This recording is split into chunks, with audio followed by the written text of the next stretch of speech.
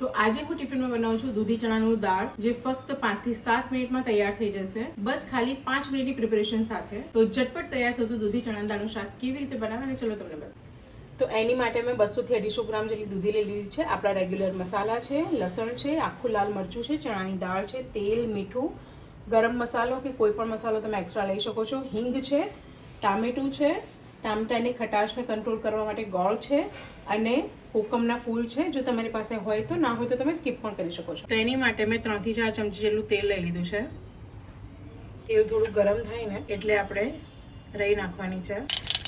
રાઈ કકડી ગઈ છે. આની અંદર આપણે અડધી ચમચી જેટલું અજમો નાખીશું, ચપટી જેટલી હિંગ નાખીશું, એક આખું લાલ મરચું, અને અહીંયા મેં 4 થી 5 કળી લસણની ફોલીને છીણી લીધી છે. તમારી પાસે લસણની પેસ્ટ હોય તો એ પણ નાખી શકાય.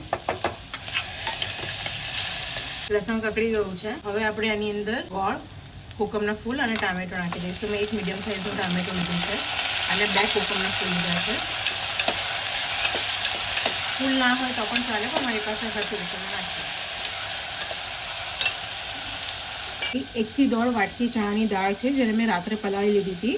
તમે આને સાંજે બનાવતા હો તો 4 થી 5 કલાક પલાળવી જરૂરી છે. પલાળીએ પછી મેં એને 2-4 પાણીએ ધોઈ લીધી હતી, ચોખ્ખી કરી લીધી હતી. હવે આપણે આની અંદર દૂધી નાખી દઈએ. દૂધીને મેં સમારીને પાણીમાં પલાળી રાખી હતી. જો દૂધી તમે સમારશો અને અંદર પાણી નહીં હોય તો એ જલ્દી કાળી પડી જશે, તો એને સમારીને તરત જ યુઝમાં લઈ લેવાની. તો હવે આપણે એની અંદર મસાલા કરી નાખીએ. અડધી ચમચી જેટલી હળદર, સ્વાદ પ્રમાણે મરચાંમાં મેં 1 ચમચી જેટલું લાલ મરચું લીધું છે, અડધી ચમચી જેટલું ધાણા જીરું, સ્વાદ પ્રમાણે મીઠું, ગરમ મસાલો મેં અડધી ચમચી જેટલો લીધો છે.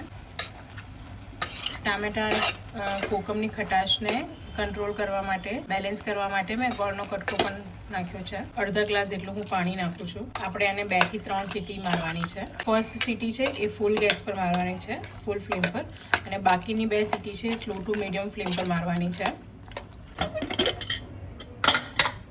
આપણું શાક થઈ ગયું છે. ચણાની દાળ પણ ચડી ગઈ છે.